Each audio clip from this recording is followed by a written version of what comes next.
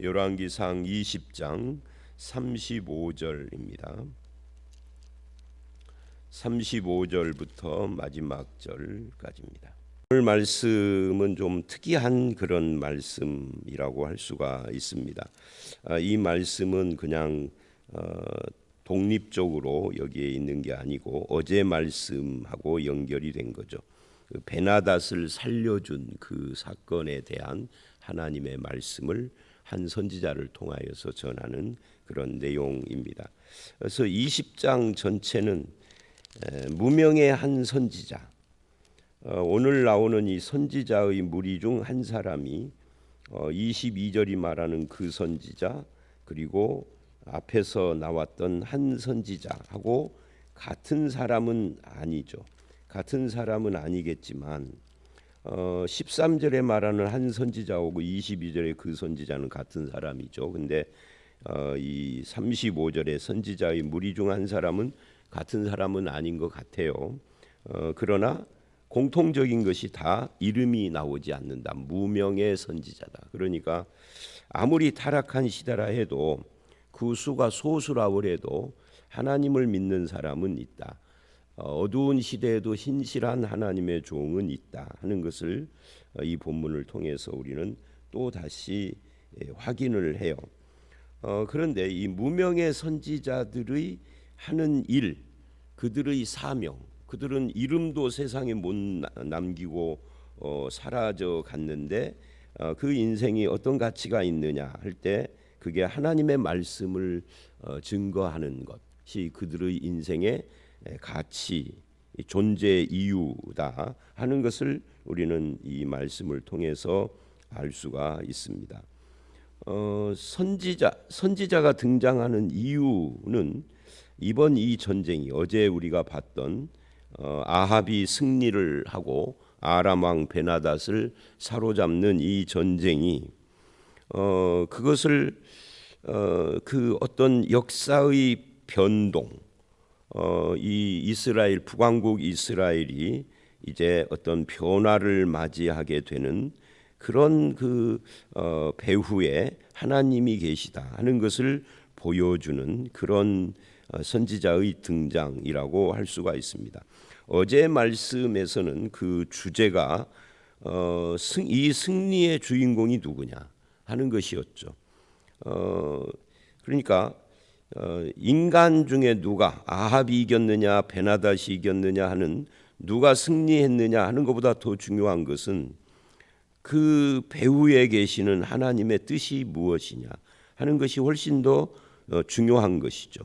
그러나 사람은 그 배후에 계시는 하나님을 생각하지 않아요. 원래 아합은 하나님을 믿지도 않았지만 그래서 하나님의 무엇을 하려고 나에게 이 승리를 주셨는가 하나님의 뜻을 전혀 묻지도 생각하지도 않고 그냥 독단적으로 모든 것을 처리해 버렸는데 그런데 이제 35절 36절에 한 선지자를 하나님이 보내신 겁니다.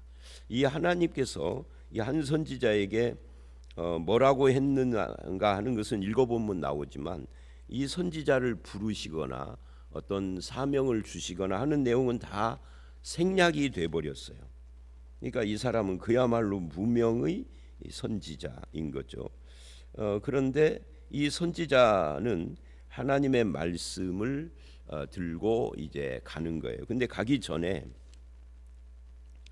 35절을 보니까 선지자의 무리 중 한 사람이 여호와의 말씀을 그 친구에게 이르되, 그러니까 이 친구는 지금 이 선지자 한 사람이 하는 말이 하나님의 말씀이다 하는 것을 들은 거죠. 그런데 이래요. 너는 나를 치라. 근데 이 사람이 치기를 싫어하는 거예요. 왜요? 친구니까. 즉 우리식으로 말하면 인정 때문에 하나님의 말씀을 듣지 않는 거죠. 그래서 이것이 어떻게 보면 아주 사소한 문제처럼 보여요. 아니 친구가 나를 때리라고 그러는데 어떻게 때려요? 저 같아도 못 때리죠. 그런데 그것이 이 개인의 그 불순종이 돼서 하나님께 징계를 받는 내용이에요. 차마 동료를 치지 못했어요. 이게 하나님의 말씀이 아니라면 안 치는 것이 더 당연한 거고 그것이 잘한 것일 수 있죠. 그러나 하나님의 말씀이기 때문에 이게 문제가 생기는 거예요. 결국 차마 자기 친구 동료를 때리지 못한 그 불순종, 말씀에 불순종한 거죠. 그것 때문에 사자에게 죽어요. 죽은 이 친구도 그러지만 이 말씀을 전하고 자기 친구 선지자가 죽는 것을 보는 이 선지자도 성경에 기록은 안 됐지만 얼마나 마음이 아팠겠습니까? 또 참 미안한 마음도 있을 수 있겠죠. 그러나 중요한 것은 하나님의 말씀의 순종이다. 이걸 지금 보여줘요. 열왕기 상에는 선지자들이 그동안 뭐 엘리야는 물론이고 여러 명이 등장을 했었어요. 13장 같은데 그 젊은 선지자, 늙은 선지자. 거기서도 젊은 선지자가 내동 하나님께 순종을 해서 그대로 하다가 늙은 선지자의 유혹에 빠져가지고서 잠깐 뭐 떡 하나 먹고 물 한 모금 마셨는데 그래서 죽잖아요. 우리가 생각할 때는 이 너무 가혹한 거 아닌가라고 생각이 되지만 하나님의 입장에서는 하나님의 종의 가장 중요한 사명이 뭐냐 할 때 그게 뭐 인정에 끌리는 것도 아니요. 하나님의 말씀이 살아있다. 하나님 말씀이 살아있다 이 말은 하나님이 살아있다는 거죠. 이것을 보이는 거예요. 그거 이외에는 다른 중요한 것이 없는 거죠. 그러니까 인간적으로 생각하면은 죽이는 것이 좀 너무하지만 하나님이 살아계심을 보이고 그 말씀이 살아 역사하는 것을 증거하고 보이는 데에는 그 확실하게 해야 할 필요가 있다 하는 것을 지금 이 본문도 그렇고 그 13장에서 우리가 봤던 젊은 선지자, 늙은 선지자 사건도 우리가 그런 것을 볼 수가 있습니다. 열왕기 상은 그걸 지금 강조하는 거죠. 이스라엘이 왜 멸망했느냐? 결국은 하나님을 안 믿어서고 하나님을 안 믿는 것은 하나님의 말씀을 안 믿고 불순종해서다 하는 것을 이 열왕기의 저자가 이런 사건들을 통하여서 보여주고 있는 겁니다. 어쨌든 선지자의 사명은 말씀을 전하는 것인데 자기가 그 말씀을 순종하지 않는다면 죽은 선지자는 선지자인데 말씀을 순종하지 않은 거잖아요. 그러니까 오늘식으로 말하면 목사는 말씀을 전하는 것이 그 사명의 아주 중요한 부분인데 말씀을 자기가 순종하지 않고 설교를 한다면 그런 뜻이죠. 그건 이해가 되지 않는 것이죠. 말씀 순종을 소홀히 하거나 무시하는 것만큼 잘못된 것은 없다 하는 것을 지금 보여주고 있는 거예요.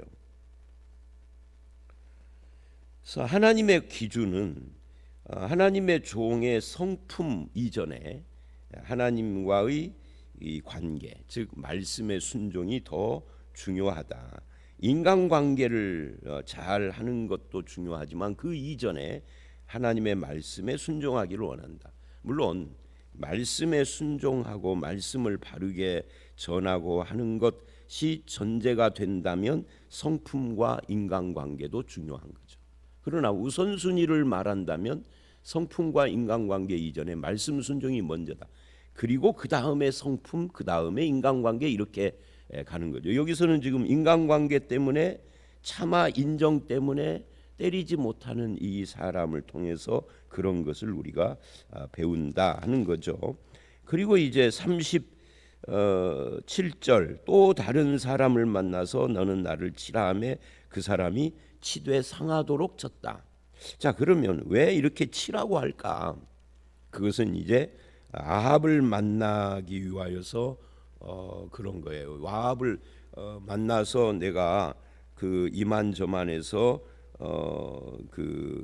이렇게 당신 앞에 서 있다는 것을 꾸미기 위하여서 그런 건데 이 사람은 이제 그대로 쳤어요. 그래서 38절 선지자가 수건으로 자기 눈을 가리고 변장을 하고 왕을 기다리는 겁니다.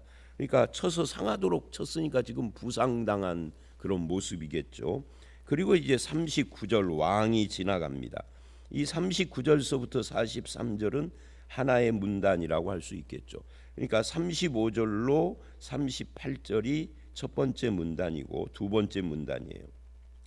그래서 아합에게 이제 말을 하는 거죠. 왕이 지나갈 때 그가 소리질러 왕을 불러 이르되 종이 전장 가운데 나갔더니, 그러니까 지금 전쟁터에 나가서 부상당했다라는 것을 꾸미기 위해서 치라 그런 거죠. 그게 하나님께서 그렇게 하라고 말씀을 하신 것이기도 하고요. 한 사람이 돌이켜 어떤 사람을 끌고 내게 와서 말하기를 이 사람을 지키라. 만일 그를 잃어버리면 내 생명으로 그 생명을 대신하거나 그렇지 아니하면 내가 은 한 달란트를 내어야 하리라 하였거늘. 이 아합에게 아합의 잘못을 직접적으로 지적을 하지 않고 간접적으로 비유로 지적을 하는 거예요. 이 사람을 지키라라고 부탁한 그걸 비유로 지금 말한 거죠. 근데 이게 지금 아합 이야기다 그 말이에요. 왜 간접적인 이 비유로 말을 했을까? 여러분 그거 기억하세요?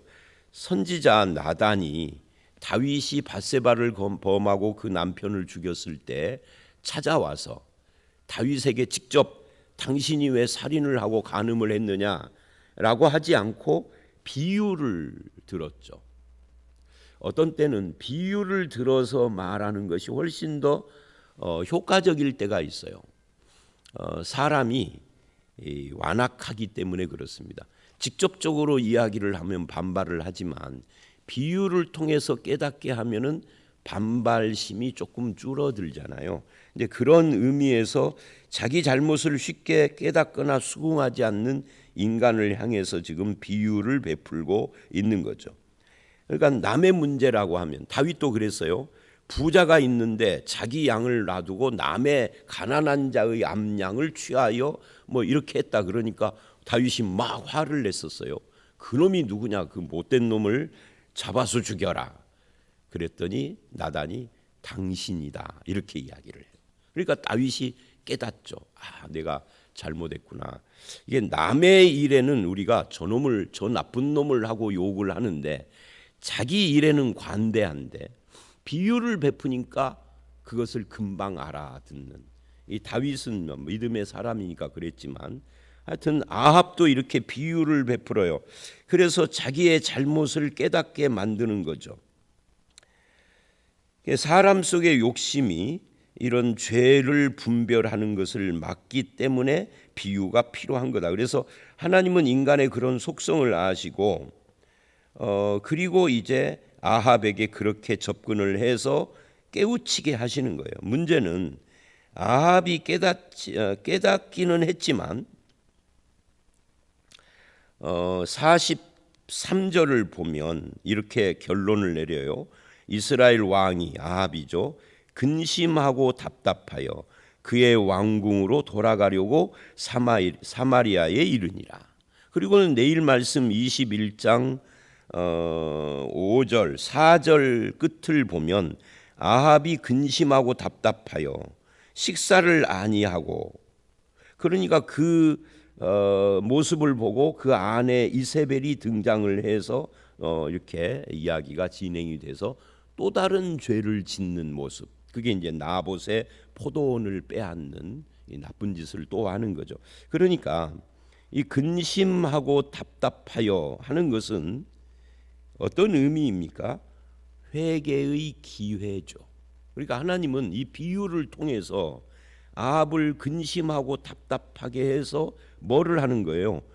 회개하고 기도하게.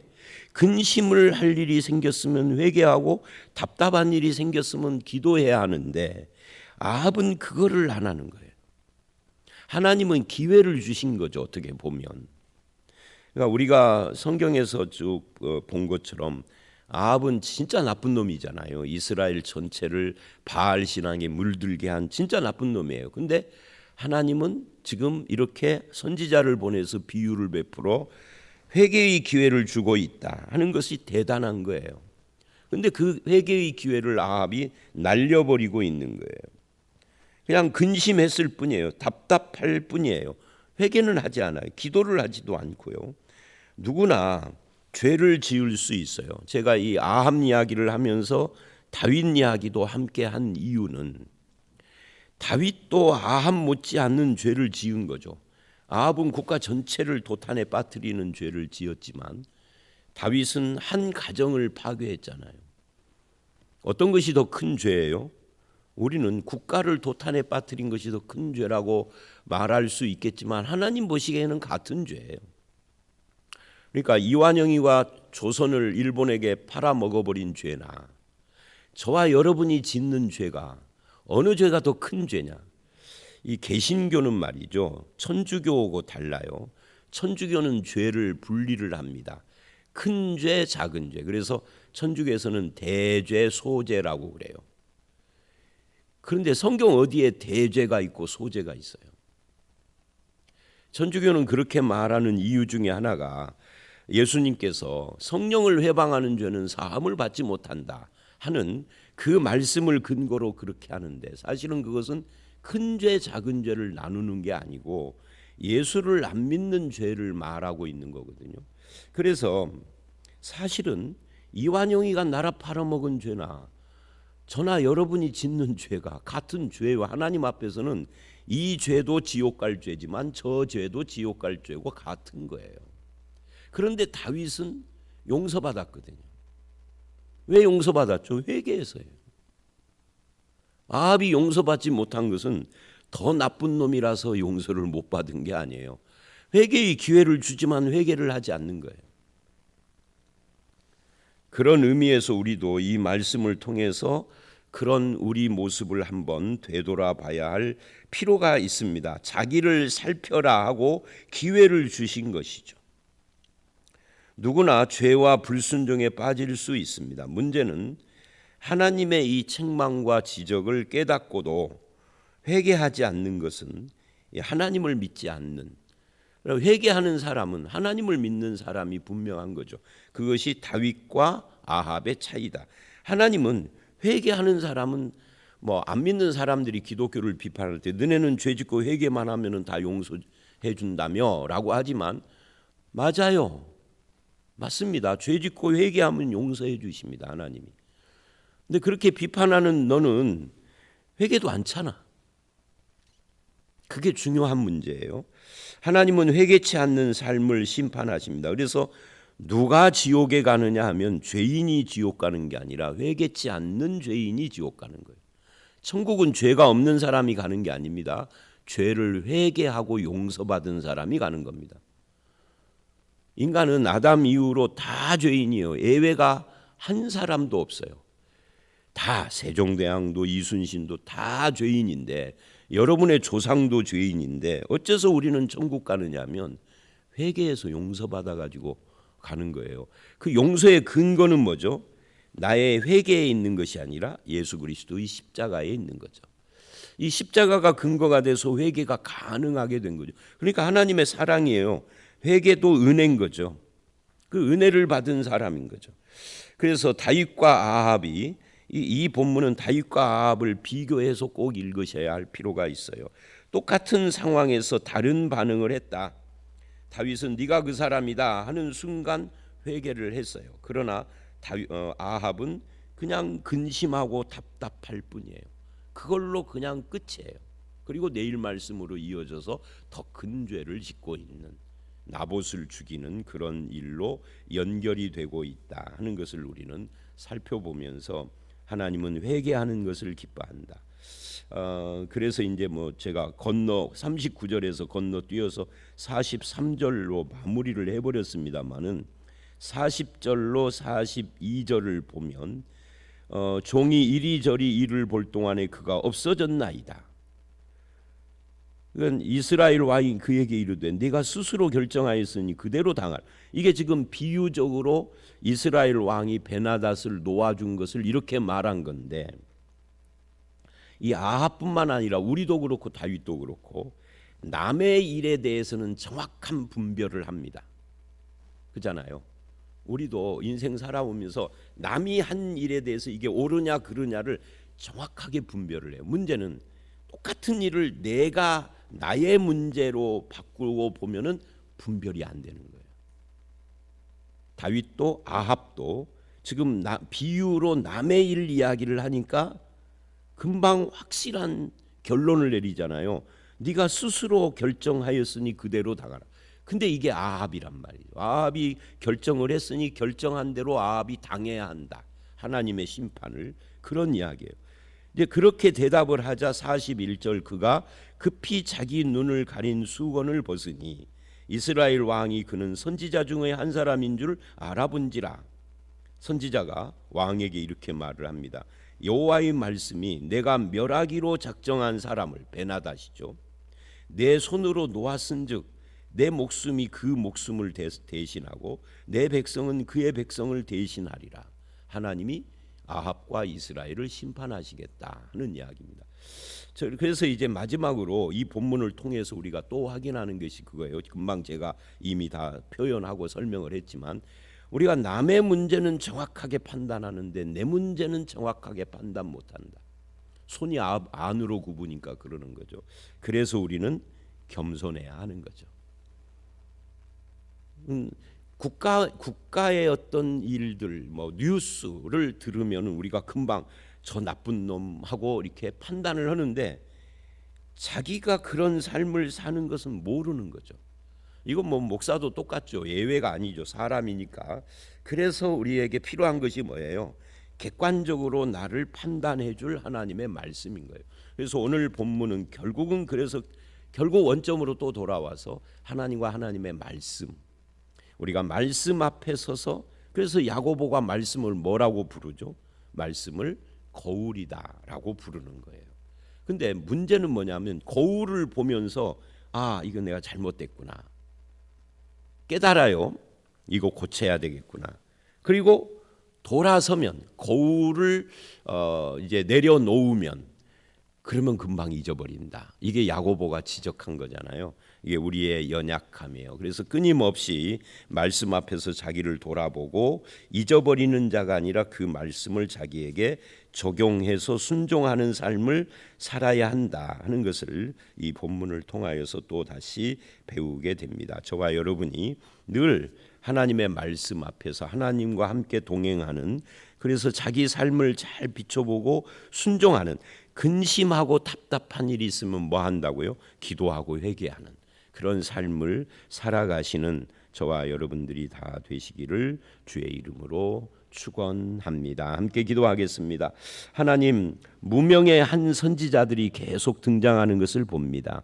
비록 사람이 이름을 남긴다고 세상은 말하지만 성경은 이 세상에 우리의 이름을 남기지 못할지라도 하나님의 사람으로 말씀에 순종하는 것이 귀중하다라는 것을 이 말씀 통해서 또다시 도전하고 보여주는 것을 봅니다. 말씀에 순종하는 저희들이 되도록 성령께서 우리의 마음속에서 역사하시고 우리를 순종의 길로 인도하여 주시옵소서. 때로는 우리가 하나님의 말씀을 볼 때마다 마음이 답답하고 근심할 때도 있습니다. 또는 우리의 삶의 현장에서 근심과 답답한 일이 일어날 때도 있습니다. 그럴 때마다 회개하거나 기도하는 우리의 기도를 주님 응답하여 주시옵고, 아버지 하나님, 주님의 그 은혜 가운데서 늘 주의 말씀을 붙잡고 일어서는 저희들이 되게 해 주시옵소서. 아합은 남의 일에는 정확한 분별을 했지만 자기 삶의 분별은 하지 못하는 것을 보며 우리도 또한 도전을 받습니다. 주님, 우리를 겸손하게 하시고 주님과 주님의 말씀을 붙잡고 살아가는 매일이 될 수 있도록 역사해 주실 줄 믿사옵고 예수님 이름으로 기도드려 싸움나이다. 아멘.